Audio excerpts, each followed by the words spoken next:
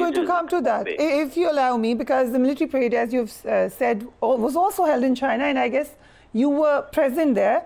Some people perceive that it's a clear message from China to the world that now the power is shifting. China is an equal global power at par with the United States. I'm sure you must have followed this analysis. Was this the message given, though? If we are talking about the victory parade in particular, immediately after the conclusion of the SCO summit, allow me to share with you my observation. I think the victory parade on September the 3rd will be judged by history as a major turning point in human history, because I think China has eloquently demonstrated to the satisfaction of every observer in the world that China has enough and very lethal military powers, both conventional weapons as well as nuclear weapons, and involving drones of all kinds, military robots of all kinds, and the ability to synthesize and integrate different dimensions, which I call the space, the sky, that is the Air Force, the ground force, that's the Army, and the surface water, that is the Navy, as well as the submarine,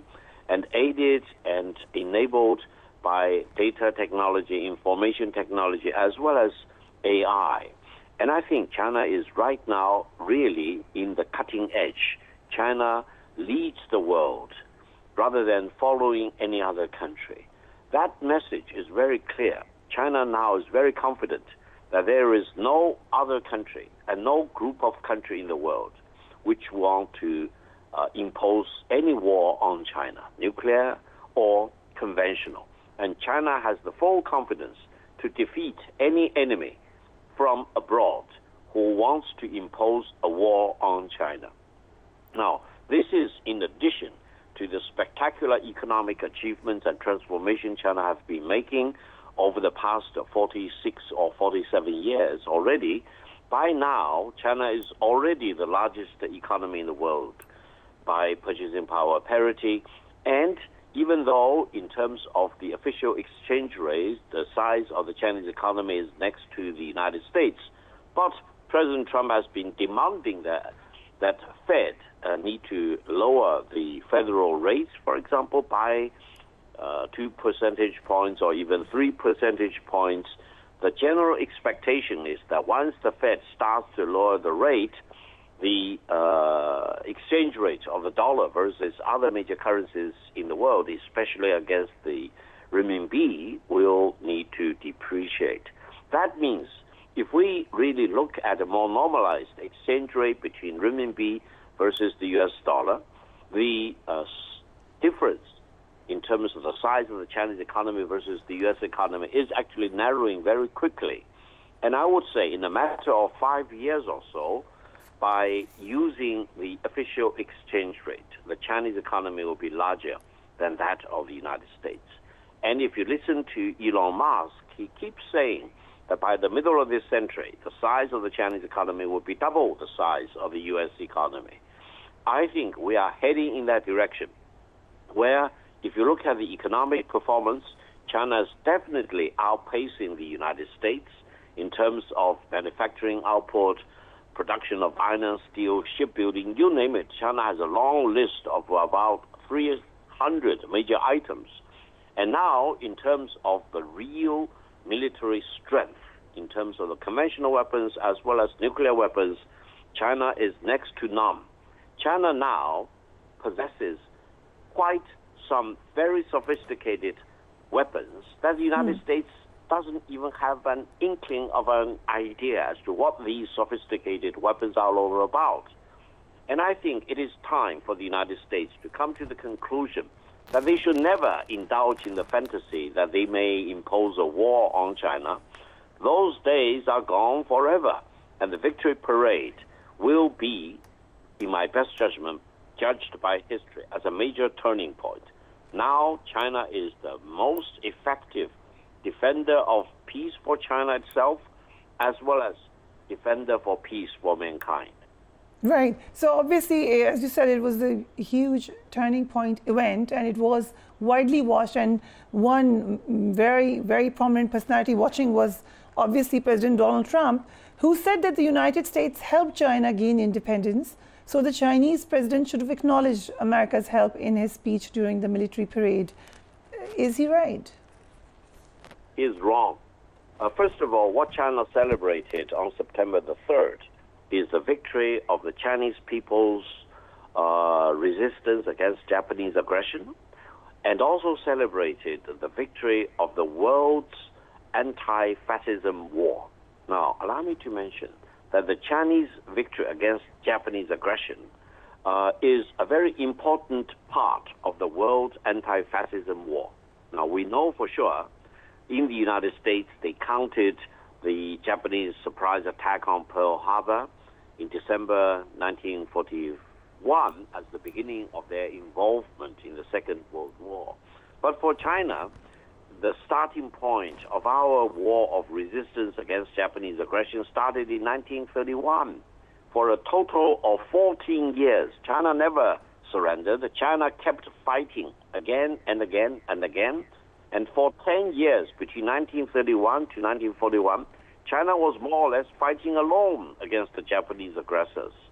And I think the fact that the United States, after Pearl Harbor, declared war on Japan, of course helped accelerate the final defeat of Japanese aggression.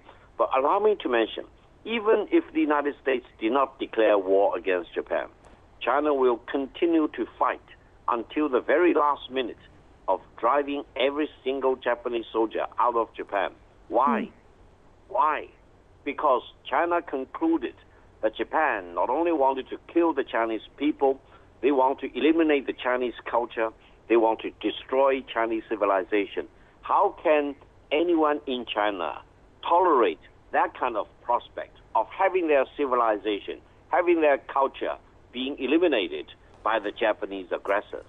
That means even before the United States declared war against Japan in 1941, everyone in China came to the conclusion that we had no other choice but keep on fighting against the Japanese aggressors because we want to protect the Chinese culture. We want to protect the Chinese civilization. And no one in the world should ever indulge in the fantasy that they can conquer China, they can eliminate the Chinese people as far as their bodies are concerned, or even worse, they can eliminate the Chinese civilization. We have been here for more than 5,000 years. How dare any nation, the Japanese, in the Japanese fascism, for example, or any other nation in the world, even indulge in the fantasy that they can eliminate us, our bodies, or even worse, our civilization. No, right. We will keep on fighting against the Japanese aggressors until they are completely defeated. And if you allow me, let's discuss the Indian Prime Minister, Indian Prime Minister Narendra Modi. He attended the meeting, the SCO, but he wasn't present at the parade.